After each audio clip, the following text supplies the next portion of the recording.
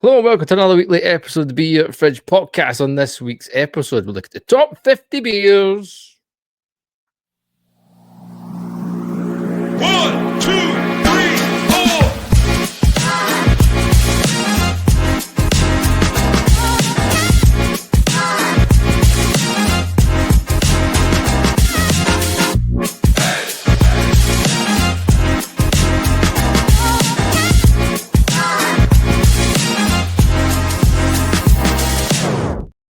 Hello and welcome to another weekly episode of the Beer Fridge Podcast. The whole real beer, real breweries, real opinions. As always, wherever you listen, make sure you subscribe, hit that ding-a-ling-a-ling to be notified of every single episode. You can show support by giving us a 5-star rating, and you can show your official support by going to patreon.com/Beer Fridge Podcast. You get every single episode.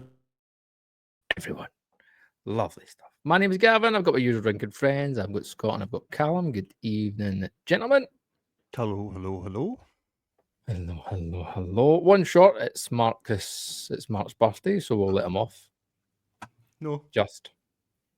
But we will go around the virtual table as we normally do to kick things off and see what we're drinking. Let's go around the table. Right then, Cal, go for it. I am drinking my last, sadly, bottle of Hamilton Brewery's Nightmare Porter. Kindly gifted by our good friend Scott. Oh, No, snap he's drinking the same. And Snap this. yeah, Scott mentioned it last week. 5% porter, massively flavoured 4 malt porter. It's pretty low on the old lactogen there, and I've not done any furious googling, but it's extremely complex in flavour. I would say it's roasted but not burnt like you would get like some porters are. It's definitely heavily malt forward, chocolate bread, caramel, all the kind of delicious flavours that you would expect, but I'm also getting like say your dark fruits, plums and raisins and things like that in there, and nicely sweet, and the body belies the 5%. Sometimes porters can suffer from being a little bit watery, and this definitely doesn't. It definitely drinks like a proper 6-7% beer, but it's surprisingly only 5. It's absolutely delicious. I assume you're echoing. Definitely, absolutely. You are looking at Northdown hops and Fuggles. There you are. Nice. New Year's That. Fuggles forward diet that you were on. Yes. Marisota, pale malted barley crystal, and pale chocolate Result. is what you're looking for. It's excellent. Good stuff. I am on an upfront beer. Mr. Hobbs was down last week at the tennis, and then on his extra day came down and had a wee visit. Brought one singular beer with him in the form of this upfront brewing beer.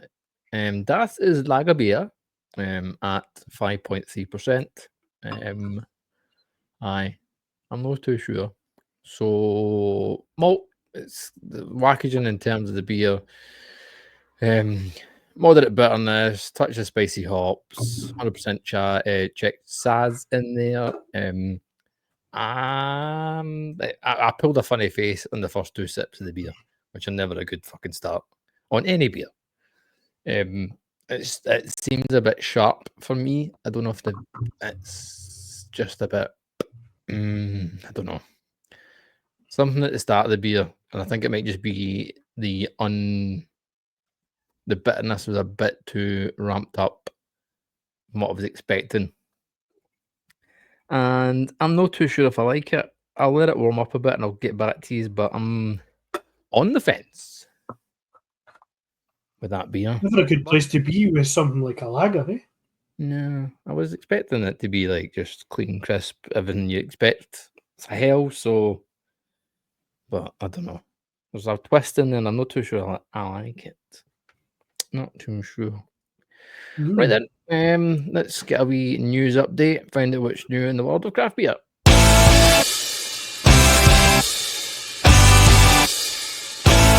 News update. Lovely jubbly. We'll kick things off with a little video. If you're listening to this episode on Patreon, obviously you're going to get this right away, and you would have seen it this morning. If you are listening a week later, then this will be last week's news. However, you may or may not have seen the Hoxton Brewery's banned TV advert. Let's have a wee swatch and figure out why it was banned. It's If I push the right button. It's difficult to put into the spoken word how hard it is to make Hoxton Lager. So instead, I've put it into a song for some farmers to sing.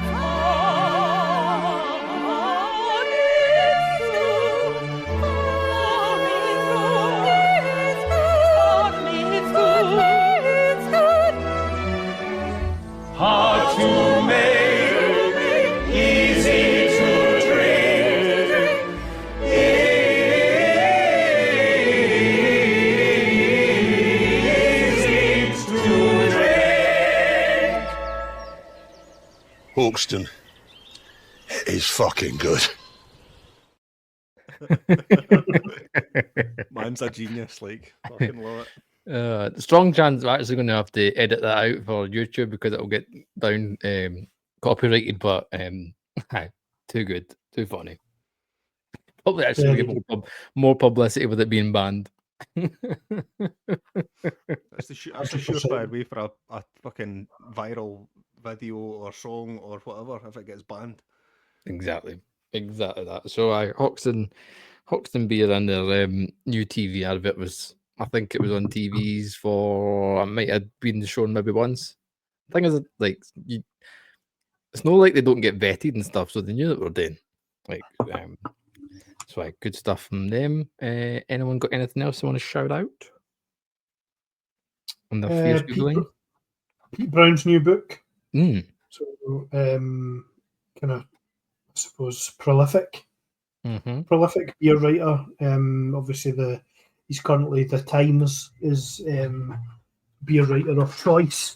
Writes a kind of weekly column.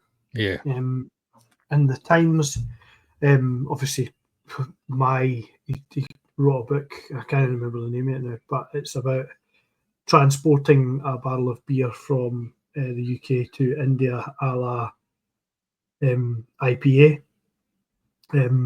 Obviously, not necessarily the story IPA, but obviously a much exported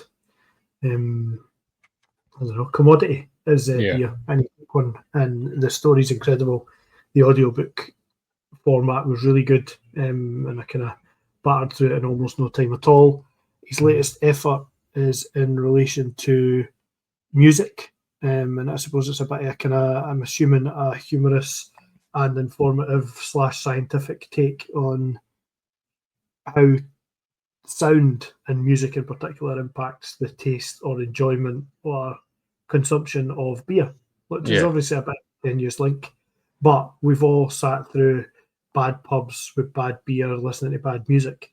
Oh, so I can only imagine when all three of those things are the opposite of that. It maybe does, and I don't know. I'm looking forward to kind of reading it and establishing where that might lie. I'm assuming, like I say, there's going to be a scientific element. There's going to be a multi-sensory tasting adventure as well. So if you want to kind of follow along, he's kind of doing tickets for that kind of stuff. It sounds like it could be pretty cool in that front. In that format to listen to. I don't know what the book will be like. I'm assuming it will be super informative and hopefully have some really good beers and bands mentioned in there as well. The kind of poster for it has a few of those you would recognise, like Lord, The Killers, Primal Scream, that kind of stuff. So it should be quite a good wander through music and beer at the same time. to pare away people, I assume, if you pick that up. It's an interesting angle. Yeah. Another camera books effort. Should be quite interesting, if nothing else, and you can get more information on his blog and stuff as well. And like I say, the ticketed event sounds quite cool. I mean, if they can, you can fill a hall playing tunes for ex-Wizarding based film. Then I assume you can fill a hall talking about what beers you like to drink while listening to X music and play about it. So that'd be quite cool. A multi-sensory adventure sounds quite intriguing. Aye. Sounds a bit camera obscura. Does a wee or bit. Dynamic Earth, but no, it'll be good. No, sounds good. Anything you want to shout, Cal? I've got a few new beers. Obviously, we're even us up north of Hadrian's Wall are suffering with the heat over the last few days. Searching for ways of keeping cool. And there was a few new beers this week that I've noticed that might fit the bill, and one was from a brewery called Mysterious Brewing down in Berkshire, and it's Reading, I think they're from. Yep. I've never heard of them before, but they've got an IPA called Cardinal Lime. So it's obviously it's a 5% IPA with limes added. So not your traditional kind of lime added beer. Normally they would go for a lager or whatever, a la Corona or something like that. So it maybe a slightly different angle and might work. I quite like lime in beer as a general rule. I've never tried it in an IPA before, so might be worth checking that one out. The website that I was looking at had made a bit of an error. The picture that they've shown is New Barns and Siren collab called Zipper, which is an extra hopped Radler. Right. Perhaps not one to immediately excite anybody, but given the quality of New Barns and Siren, I think definitely worth a go. Not just a sort of shandy effort. It seems as though it's going to be a bit more hop forward, which is interesting. But the blurb underneath the picture refers to a completely different beer from Vocation. Handy. I noticed some similarities with this, but Cool as a Cucumber, it's called. But this one is actually a cucumber and mint Kolsch. Right, okay, So, okay. Right. It kind of scares me. It kind of scares me a little bit. The mint and the beer kind of scares me. I'm just, any beer that I've ever tried that had mint anywhere near it just tasted like Listerine. To me, and I'm not really up for that. So that's maybe one to, depending on your preferences. I have a miss. Let us know if you try it. And you've got to love track.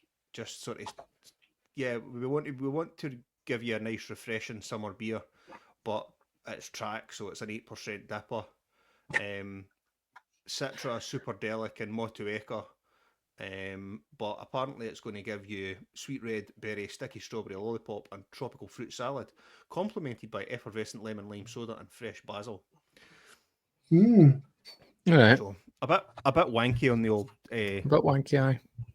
on the old Wackagen, but if there is a brewery that can pull it off, I'm banking on track. So. Aye. Plus, it's naturally £7 a can or something like that. It's a words per pound issue when it comes to tasting and flavour notes. You come out in a sweat buying a can, never mind stepping out in the sunshine. But I can only imagine it's excellent. I mean, there's hardly a brewery to put things on the label that didn't exist inside the can, right? So we'll take them at their word for sure. They've earned it. True that. Last bit of news: Co-op are jumping into the craft beer game properly instead of just giving you. Fucking jump right back out.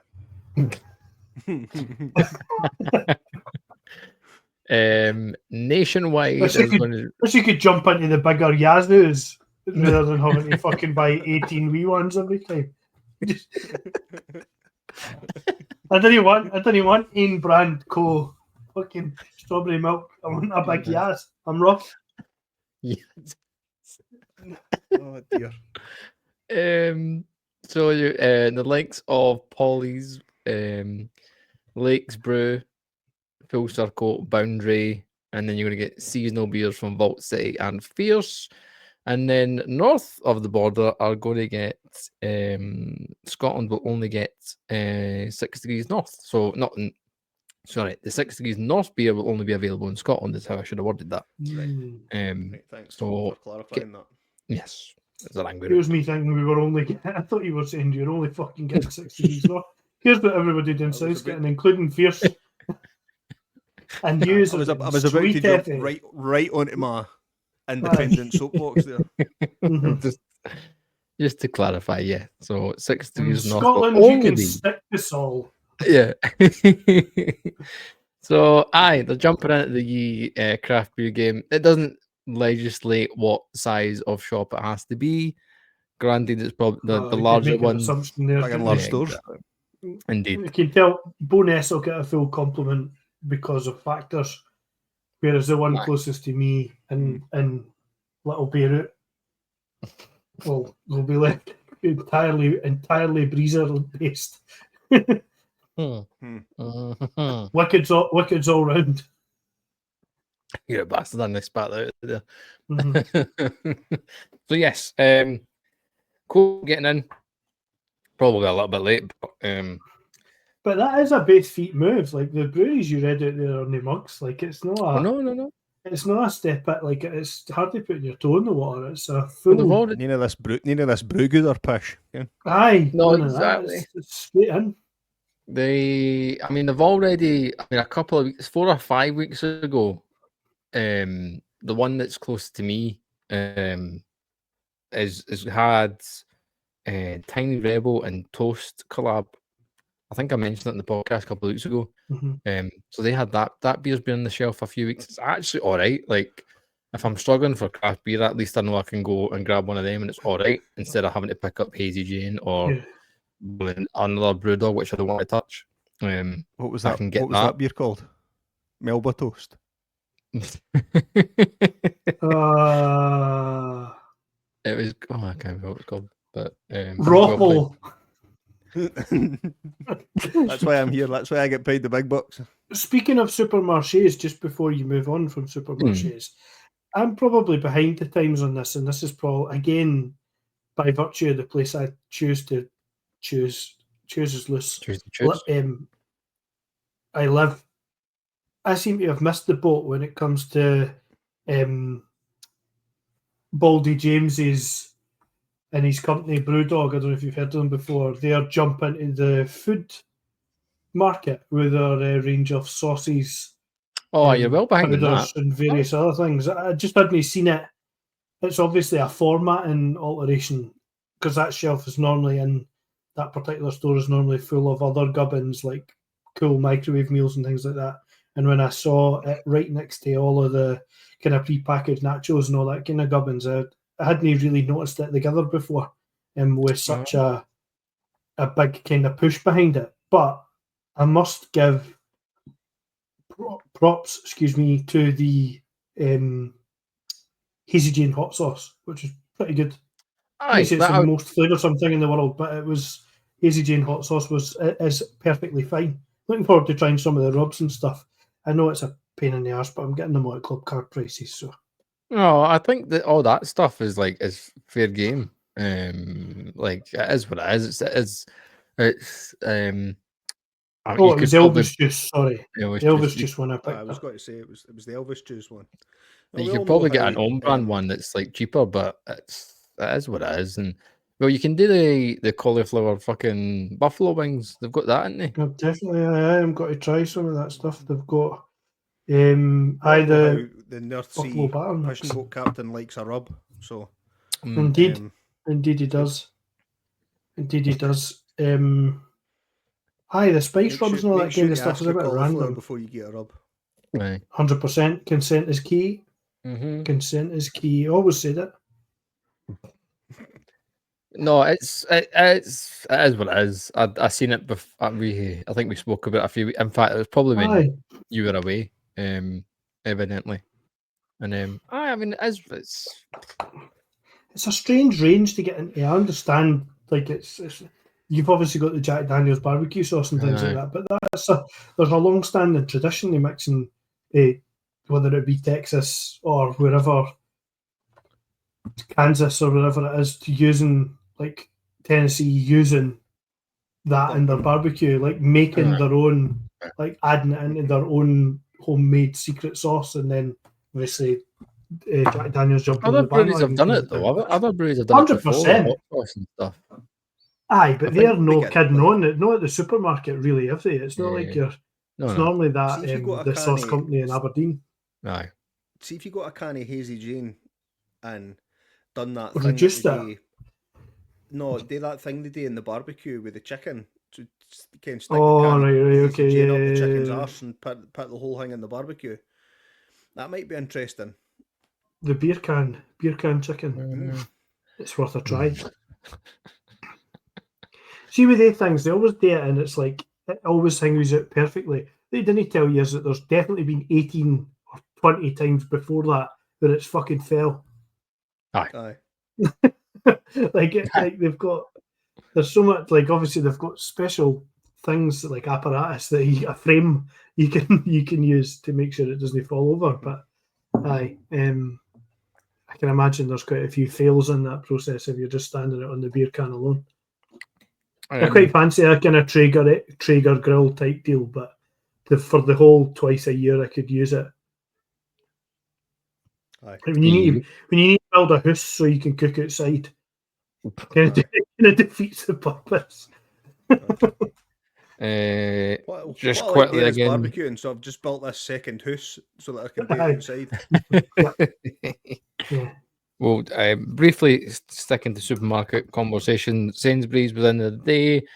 If you've seen the Instagram story, you'll see the selection. Picked up a can of beer from Forest Road, who we know well, being the podcast twice, I believe.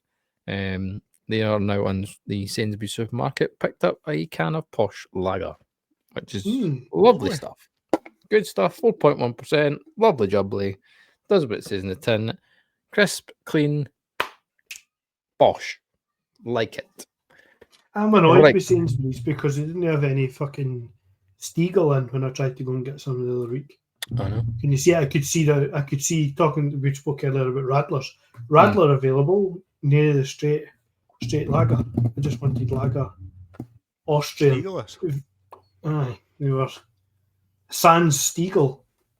9 was the cry. 9 Stiegel.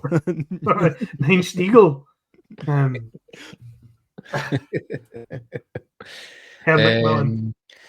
So a couple of weeks ago, the start of July, We Are Beer published their list of top 50 beers. Initially, it was just the short list was revealed at the start of July, and then throughout the month, they kind of broke it down who was where.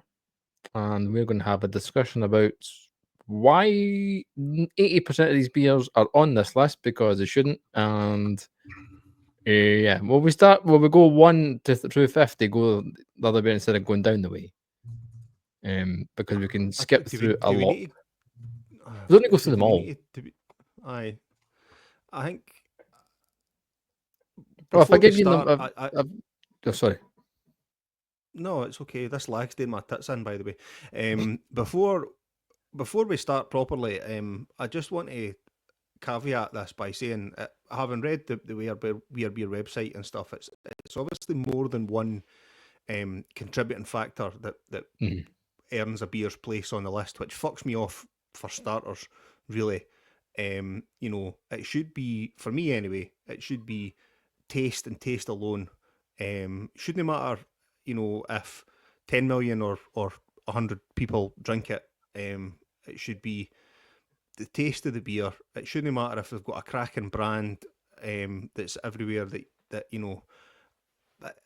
it just fucks me off, because that's clearly why, as you mentioned, Gav, several of the beers that are on here are on purely based on brand, and they're mixing with genuine fucking tremendous beers, which really makes me sad. But yeah, carry on. No, you're quite right to mention that, because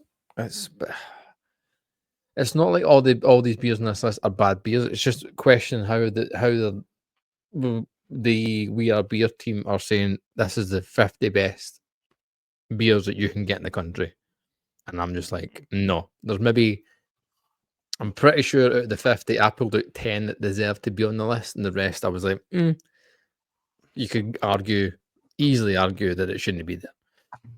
One that you will all say should easily be in the list and ended up being number one was London Black, Ansbach and Hobday. Like, we can safely all say that it should be on the list of top 50. What would we all say it's number one? Probably not, but is it, and should it be on the list? Yeah, I think that's fair enough. Yeah, but then that's a beer that's there on merit. It's there on taste. It's there because it's one of the best beers of its kind in the country. And I've not got a problem with that being at number one. I don't think I've tried London Black. Every time it becomes available on the website, by the time I get to it, it's sold out. And but I'm going to screenshot that face for Instagram. But then when you go through we'll do the top 10 properly, and we'll skim through the rest. Then number 2, you've got Landlord, Timothy Taylor's. Daya is at 3, Steady Rolling Man. Again, you'd be like, right, cool, fair enough, I can understand that. Would it be number 3 on our list? Probably not. It's a classic though, isn't it? If you talk about volume enjoyed, it's less of a. It suffers less from, I think, imposter syndrome than some of the others. There's another that. But if somebody came up to you, if somebody randomly came up to you and went, Steady Rolling Man, what you picking? Like, what beer you picking straight away? He would probably go to Steady Rolling Man. Would be one of the beers that goes to. And you go, I'll have that. I'll take that because I know it's good. So I think in that respect, it is there on merit, and you can see why it's there. Again, would it be in their top 10? Probably not, but I think it's credible enough to be there. Number 4, Killer Pills by Lost and Grounded. That is an excellent, yeah, it is supermarket beer. Other thing to say, large fucking percentage of these beers, funnily enough, are available in supermarkets. Would you believe? 5 Points Brewing Best. I mean, it's good. Wouldn't be on my list. Northern Monk Faith, decent. St Austell, Proper Job. Siren, Lumina. Verdant Light Bulb. I think that's the first one on your list. I thought, just because of old. That's just old school. That number 7, the Proper Job, is that should have imposter syndrome. Like if that's on there, you're like, no, like it is round about me here. But again, that to Carl's point on what he was saying, like when the We Are Beer are kind of saying the factors, that is purely volume because it's available in fucking majority of pubs as either as the cask option or they've started pouring it in this fucking keg weird thing. I don't know what the fuck it is. You don't need to worry about big and large stores with that, do you? No. And it's in everywhere. I think, Witherspoons. You finished the top 10 was 9 was Light Bulb by Verdant and 10 was Triple Fruited Mango by Vault City. So I mean, scanning over the top 10, I just think, to have a best bitter from 5 Points, Timothy Taylor Landlord, and Proper Job, all of them in there, I just think that just stinks to me. I mean, you know how much I like Landlord, Scott, and I've never had best by 5 Points, but it's going to be similar to Landlord in the sense that it's a cask pooled best bitter. The hop bill's not going to be that different, really. It's the flavours are going to be relatively similar, and I just think to myself, what a letdown! What a letdown to have, you've got those 3 beers that I mentioned, and Faith by Northern Monk in there, and it's just such a disappointment I mean, Faith. Northern Monk's No. Faith, the 6th best beer in the UK. I mean, have Wouldn't a it fucking be- word with yourself. Wouldn't they be in my Have a top fucking 50? word with yourself. It wouldn't be in my top fucking 100, mate. The interesting bit when you look at the top 10 is only 2 of those beers are not available in supermarkets. Steady Rolling Man and what was number 9? Light Bulb. Light Bulb. So only 2 beers aren't available in supermarkets. That, Kind of tells you. I mean, Mark would be fucking shouting at me and disagreeing, but he's not here, so fuck it. I mean, I think accessibility is a real issue for craft beer, and supermarkets have made massive strides in recent years to make craft beer more accessible, but it's only to a selection of breweries, and if you're not of a mind to start in supermarkets and then branch out and start going and start drinking independently and ordering independently and travelling around and sampling beers and stuff like that, that's fine. I mean, I'm not having a go at you for that by any stretch of the imagination, but your sample pool remains so limited. I mean, you look at the beers that are the breweries that are missing for this list. It's fucking incredible. It's insane. The funny thing is, so that kind of in terms of accessibility there, I seen a video a couple of days ago, which I was pissing myself laughing at, on TikTok, and it's this guy goes into Wetherspoons, he's looking at the beer list, and he's like, "Oh, I've seen this beer, and I'm going to try it. The most expensive beer in Wetherspoons," and he's like, "I'm shitting myself. It is." And he turns it to the wife, and he's like, "You think I should do it? I think I should down it." And she's like, "Yeah, go for it. I'm gonna have and down a 6% beer. I'm gonna have a Leffy." I'm just like, sorry, what?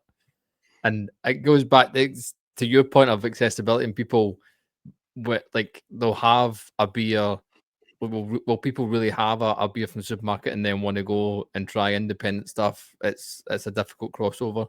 Some people are just going to be stuck in that wheelhouse where they'll just go round and round of just trying these supermarket beers or Wetherspoons beers, and they won't venture off to the breweries that we know that are missing from this list. You get to number 11 and you get to a beer that we can all safely say would be in all of our lists, and that's the Colonel's Table beer. Like, easy. That will be in every single one of our lists. And then it gets grim again. You look at it say, Camden Hells, Beavertown, Harvey's, Jubel. Geez, then at 17 you've got Brewdog.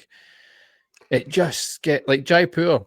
We could probably potentially argue Jaipur would maybe be in our lists. Maybe. I think so. I would put it in there. I would put it in above. If I was thinking about what big hitters do I need to put in there, I would have it before I would even have thought about Proper Job, I must admit. Yeah. The one I thought would be higher on the list that's coming. It's another kind of mass-produced early doors IPA. We'll come to in a minute, but there's 2 or 3 in that bucket. No, I was thinking the Citra. Oakham Citra, which is much later in the list, but still in the 50, and I'd be thinking you really only need one of them. Like you were saying, Callum, about the landlord and the best, and then you've got Sussex as well, which I don't think, Gavin, you'll be too. You kind of skipped over Sussex, which I assume means you've got a soft spot for it.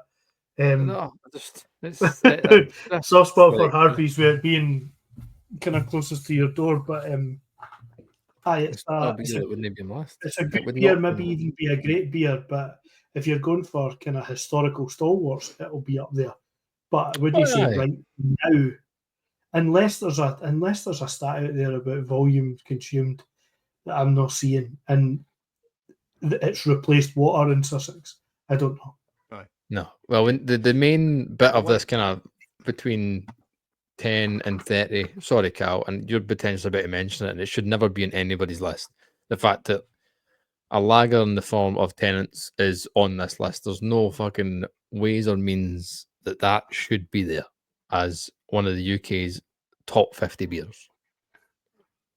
And that goes back to what I said at the start about there being many contributing factors to a beer's place on the list, and that's why that's I suppose it's good in a way that it's going to cause people like us to have discussions Oh yeah.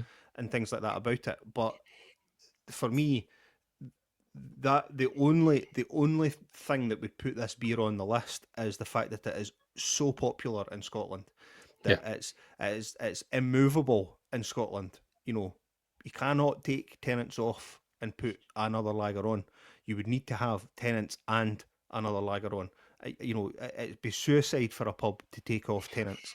And it's everybody's default, isn't it? It's everybody in Scotland's precisely default. I mean, and whether anybody else agrees with us that it's garbage is you know, is by the by. But the one that I was actually going to talk about, Gav, was because I don't want to dick on you know, small supermarket breweries and things like that. But for me, the beer that's sitting at number 24 has no place on this list, because it's a special putty, and I don't think it has a place on the best beers in the UK, because you can't buy it anymore. What's the point? And this should be about beers that people can now go out and sample and try. I don't know. I think you could. Well, I don't think you could put even the version they've got on the art, if you like, isn't the version I would put there. It was there is a version of it. There is a version of it that might be one of the best beers in the UK at the time it was produced. I wouldn't say the last 2 years versions are anywhere near that. I get what you mean about it being you should be a beer you could. There is it's not just a beer of the mind, and you could conceivably go and get that, which I understand. I think it's more about that beer. I'd rather have the other Verdant beers that are mentioned on the beer that's mentioned on here by some distance. And there's nobody else has got. I mean, even when you've got Track on there, they've not got. It's not a gold top dipper that's on the list, is it?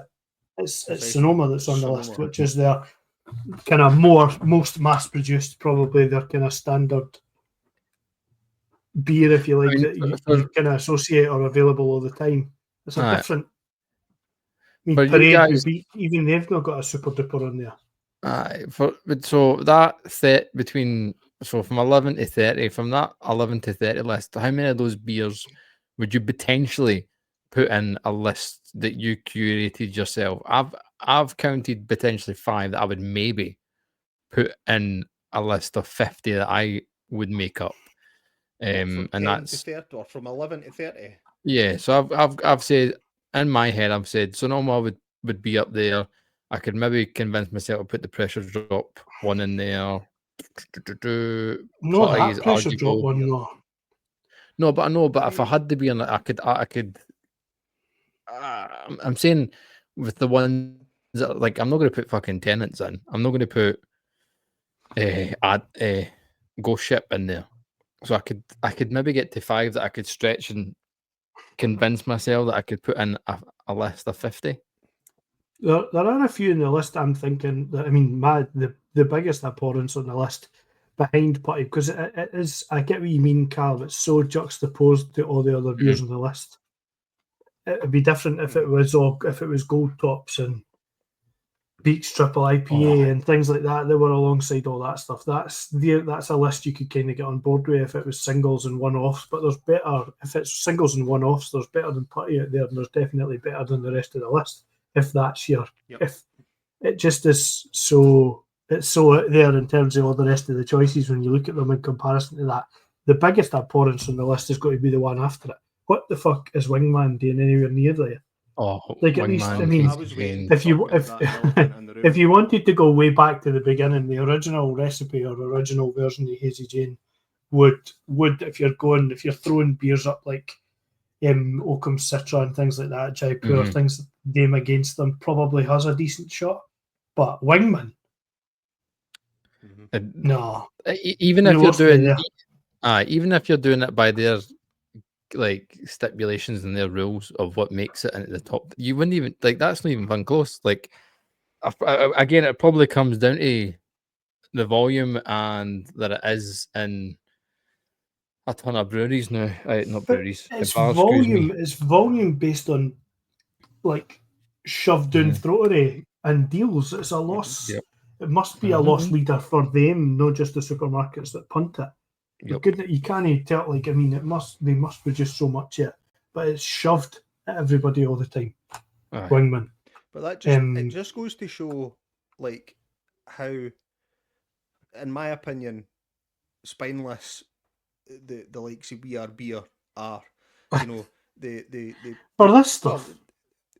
Aye, for this particular type of thing, because they always appear to me to be the champions of craft, the champions of good beer, and then something like this comes along, and you've got Camden and Neck Oil, you've got Camden Hills and Neck Oil in the top 20, you've got Hazy Jane in the top 20, and Brewdog have 4 entries in the top 50.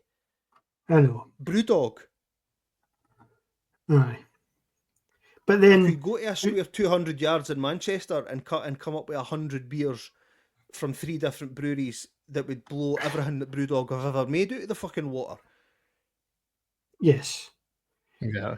But I would say on the upside of things, not to pick too many upsides with this particular list, but there are beers that are absolutely on that I've not seen before that I'm definitely wanting to try. Piller's Pilsner's up there. I'd love to try that. I don't think I've had that before.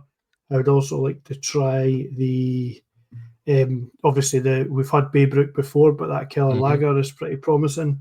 There are a few mainly lagers, I must admit, that are on there that I'm thinking I would like to go and try. I mean, I wouldn't use Lucky Saint to wash my plates. Bristol Lager, I would try the new Bristol one. That sounds good. There's a few on there that I'm thinking there's maybe beers out there in the world that I've not tried, despite my ever-expanding waistline. I mean, what is that? Like all the left-handed giant efforts they stick in there. It might be the best Radler in the world. Somebody that used to work for West would take umbrage at that. But it's no left-handed giant's best effort by a long shot. Good on them getting into the list. It's good for them to be on the list and get a bit of visibility. The other one is the steeplechase number. I'd love to try steeplechase. The best thing, if anyone does look at the list, it's on the We Are Beer social media pages. Best thing to do is check the comments out. Comments are absolutely savage. Our friend Hop the Pond replied to one message on it and basically said it was voted on by tens of thousands of average punters along with industry professionals, and these are the results. It really helps shine a light on how difficult it has become for small independent breweries to make sense of the current market. Us beer nerds aren't keeping these breweries afloat, and these breweries they're not. It's the average punter, isn't it? Exactly. So it's just it's so like us. You're thinking about coming out with a new beer and you're an independent brewery. I mean, how hard and how much effort of the guys at Sure Shot to put in to a beer like Milson, which is incredible, for it to end up being 38 behind Tennent's and Neck Oil and Wingman. I just keep coming back to it. Wingman. We have another. Yeah, like it's literally, who came up with it? It's got no place. It's not got any place in their stable. Never mind anybody else's. Exactly. Also love the way that you pronounce it. You pronounce it like a surname, like Jimmy Wingman, as opposed to. I'm not giving it the credence. I'm not giving it the credence that is fucking brilliant. No, stick with it, mate. Stick with it, Wingman. I love it. To your point as well, Scott. There has been one beer that popped up. Number 47 is one that I want to try. I've no idea who they are. Saint Monday Pale Ale, American Pale Ale. I've no idea what it is, but I'm up for trying it. It does shine a light on a couple of beers that you go, all right, I'll give that a go. But I was chuffed to majority, see Buxton nicking in there at number 50 Yes. with Axe Edge, because I really liked that beer. I had it in the box a couple of months ago. It was a cracker. yeah, there's a couple of ones you're like, all right, that's cool, that's cool. I mean, seeing Lucky Saint in there at fucking 23, that needs to go fuck off. It's good to see a Cloudwater beer. To your point as well, Gil, like I don't think Cloudwater would want to see fresh or would say fresh, especially in fact, specifically it's their alcohol-free version that's in there. So I'm pretty sure whoever brews the alcohol version is going to be slightly pissed off. Hopefully it's the same brewer. But the list, it's just no. It's no, especially when, like we said, that when they want to push independent breweries and they want to help independent breweries with the raise the bar competition, etc. It just doesn't match up either. Either champion the independent or champion the fucking corporates. Just pick one of them instead of being in this middle ground. And incidentally, this weekend, or this Friday anyway, as we're recording this on the 15th, is the London Craft Beer Festival that kicks off on Friday. So I may be there, I may not. I'm not sure yet. We shall see. At their lovely new venue. But where is it? What's the new venue for the there's moves. So it used to be Tobacco Docks, and now it's at some other. I can't remember what it is now. It's moved. Yeah, the air conditioning arena. Aye. The Tobacco Docks I always found was a really good venue. Like, that time we were there, you're going around these nooks and crannies and you get lost, and then you end up realizing there's like 2 or 3 rooms that you've not even fucking found yet because you get lost. That is good for the punter and for the people that manage to find the breweries that are elsewhere. I can imagine it would be like that one that you were, the Brew London, where there was a Scottish showcase and they were shoved away in a corner somewhere out the road behind the forklifts, and that must be really difficult. So to end up away down in the vaults, sometimes obviously you get a bit more space probably, and you get to make the space your own. You still got to drag people towards it, and there are a lot of people. You're like we've talked about, your average punter, if you like, that gets to go or gets a ticket to go, is probably going to stay in the main hall or close to where the food is. And if you're not there, you might be a bit miffed. That being the outcome. That's a bit heady. Oh Christ, what you done there? Intentional. Was that the customary hard pour, was it? Didn't he announce it as loudly as I thought he would have? Oh yeah. By design. Do this. Is that what you did? I'm so depressed. Is that going to be? I'm so depressed for the last 30 minutes of chat. I've had to open an 8.4% building. Is that going to be in? Is that the DJ Rankin choice in Pete Brown's book? Nice. The techno section. There we go. The onomatopoeic response. I thought I'd give another cheer things up a little with one of my favourite segments. What the Dunkel?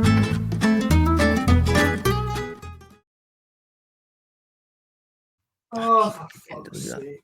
Right. So this clip is from one of my favorite podcasts to listen to. Probably, in fact, it's not probably. It is the best number one comedy podcast in the world. It's also on YouTube and stuff. If you're looking for a giggle while you're driving or wherever you may be going, search Kill Tony, Tony Hinchcliffe, Adam Ray, and the crew and stuff. Have a laugh, and it's one of the funniest things ever. Anyway, this is a clip from an episode a few weeks ago, and yeah, I nearly crashed the car. I got molested by like 5 people when I was growing up. How many books do I get? Now's your chance, Dr. Phil. Who was your favorite? No. Jesus Christ.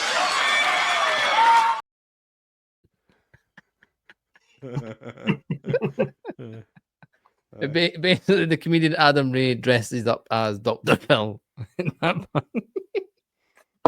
Oh, too funny. But so yeah, if you don't listen to other podcasts, which is fair enough, at least give. There are no other podcasts, Gavin. Only this one. No, I know. Well, every man and their dog's got a podcast nowadays. The other comedy observation just you were talking about crashing the car. I suppose it's what would you call it? Pre-recorded. Since there's no other podcast, past the weekly pre-recorded radio show, Three Bean Salad. I've got a segment where listeners, they didn't do it all the time, but every now and again they add to a list of ever-growing numbers of listeners who injure themselves or other people whilst listening and laughing to the show they've listened to. And they've had people lose fingers, crash cars, as you've mentioned, other things. They've been potentially responsible for a number of insurance claims, I think, and they're worried about being added to the indictment. It's funny. Henry Packer and Ben Partridge and Mike Wozniak. They're really funny. Some really good observations stuff. So yeah, you know what I seen the other day talking about funny bastards. A brewery's, this must have been yesterday, the day before. A brewery is brewing a Bob Mortimer beer. I need to find it now. Hold on. I don't think he knows. I don't think it's like a collaboration with a Bob Mortimer. No. Oh, I'm not going to find it now. If I find it, I'll post it on Instagram and stuff. But yeah, there's a Bob Mortimer inspired beer. But it's not called Slender People or Lanky Bastards or whatever, which would be good. But aye. Well, I've got nothing else written down in my wee pad, boys. So fire away. Riff. Yeah. Yes. No, I'm having a Sierra Nevada now, just purely based on that's what I've got in the fridge. And I saw a thing that was on Instagram the other day where they were talking about their new pills that they're going to start offering out. Americans being strange, as they often are, they were talking about selling in small format, i.e., like Red Bull size cans, I think, maybe, or even smaller. But is that no because they like chugging their beers in college and they chug like, and they just torpedo beers?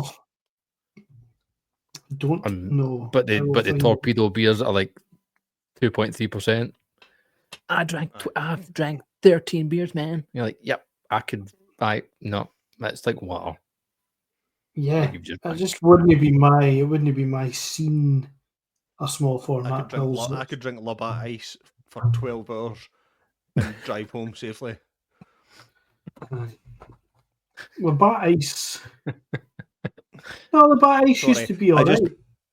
I just picked a fucking North American beer for the ether there. Michelob Ultra. Chad Gable. Hey, at least Michelob Ultra, you'll not lose any. You'll not have any issues. Labatt Ice is 5.6%. So you're fucked. I stand corrected and apologies to all Labatt Ice drinkers. It's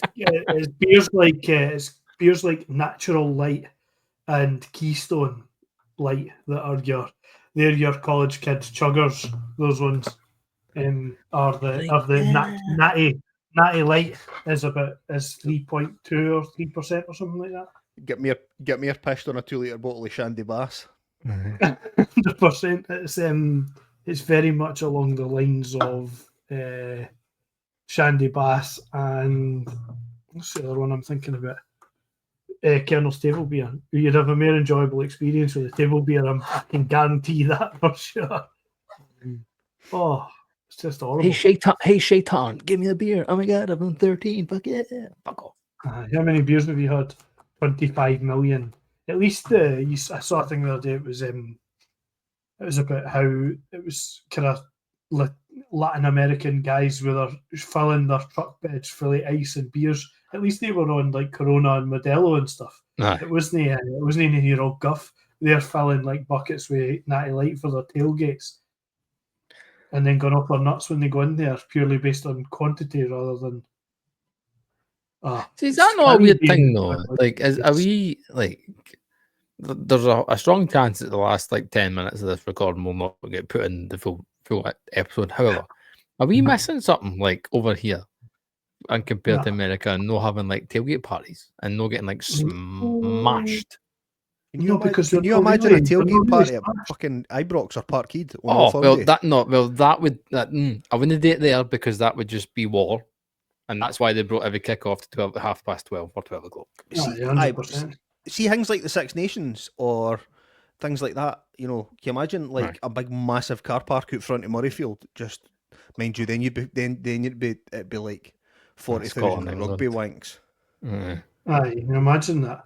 They would be up. You would have them up for 3 o'clock in the morning before pressing their bootcut jeans.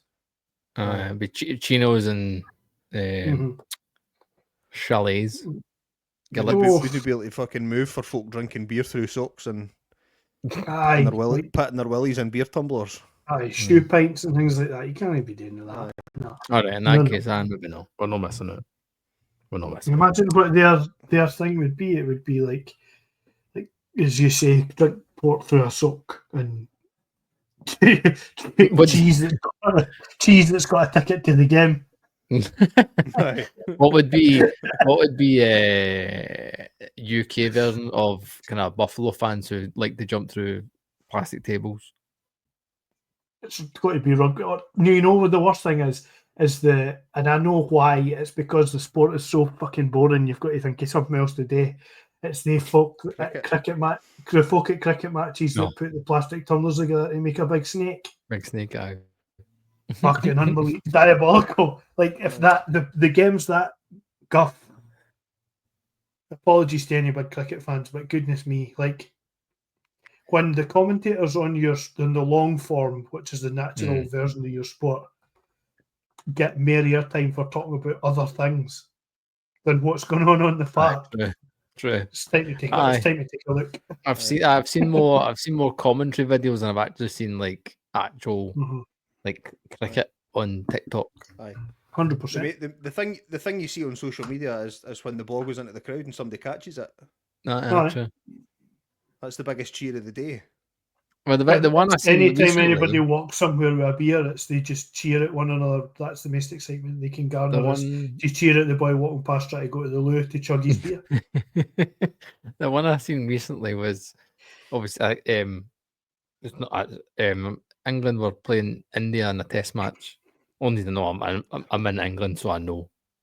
But the video that popped up on my TikTok was one of the female commentators was slyly putting in Oasis references during the commentary. Yes, so she kept going, some might stay.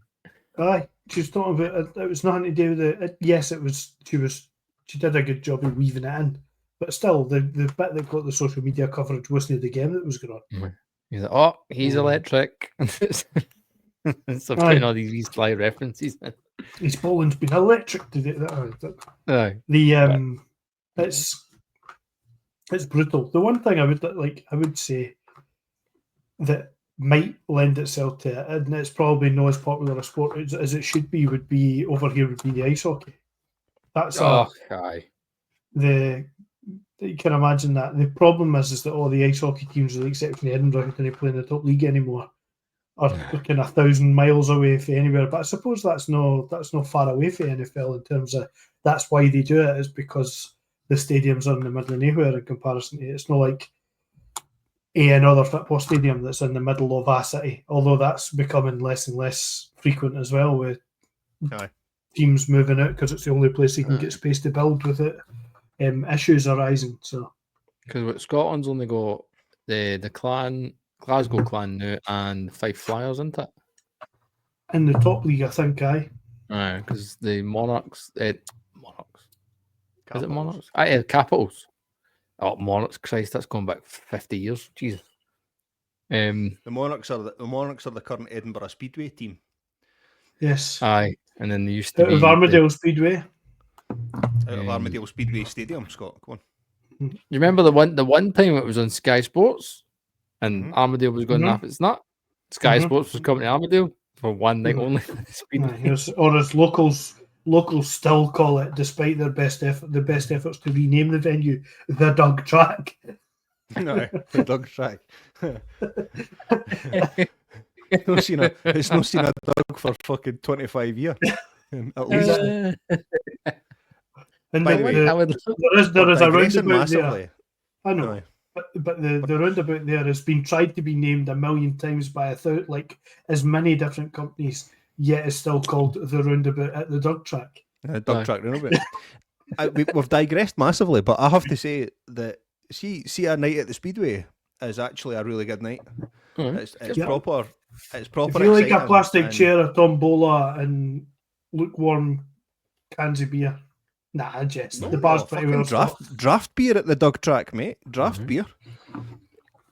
I've only had the hospitality experience. I can't speak for the true punters effort, and it was very, very, very many bottles, all of which were icy cold. The whole lukewarm thing was a jest. An excellent hospitality experience, very, very reasonable. I was waiting for the padded seat to turn up, but they never bothered us. We've got a Arlington Speedway, and it does all the banger racing and that. It's good fun. Don't like that's brutal, by the way. The banger racing. I'm swear you watch it, and obviously they're going around in these bangers too, and they're like purposely battling into each other. And I remember like there was one random school bus, and the boy in a Fiesta got smashed into the wall, and like the bus goes in, and he got in. I was like, he's going to die. He's going to be dead. And everyone's like, "Whoa, this is great!" I'm like, "He's dead. He's no coming out of that." And you are all laughing. I'm like, "This is crazy." And you're allowed to do that. England's answer to Cowdenbeath. Stock car racing. It's literally the same. In fact, I think the Cowdenbeath one's got a bigger stadium, a bigger seating section. Anyway, we went right after a hill behind it for folk to stand on. Scratches the itch of the 99.9% of the population that when they got their first home PC immediately put Destruction Derby on it. Oh, what a game! Oh, there's a new version of that. Don't know what it's not called. Destruction Derby. It's called something else. I think it's called Wreck actually. And I seen somebody sad going to TikTok and somebody was live streaming it, and I was like, I'm going to watch this for a minute. A minute turns into 10 minutes turns into 20, and I was like, what? Next time you're neck deep sending them roses, sending them gifts like, whoa, on you go, son. Fuck this shit up, yeah. The things you end up doing when you can't have a beer. I know. As always, wherever you listen, make sure you subscribe, hit that ding-a-ling-a-ling to be notified of every single episode. If you've listened to the last 10 minutes, then aye. Anyway, show your support. We get a 5-star rating, or you can go to patreon.com/beer fridge podcast and get every single episode early. You can sign up for a free trial as well, a 7-day free trial, and you can get all the benefits on there. Patreon.com/beer fridge podcast. My name's Gavin, that's Scott, that's Cal. Until next time, cheatable. Bye. Happy birthday, Mark, you old cunt.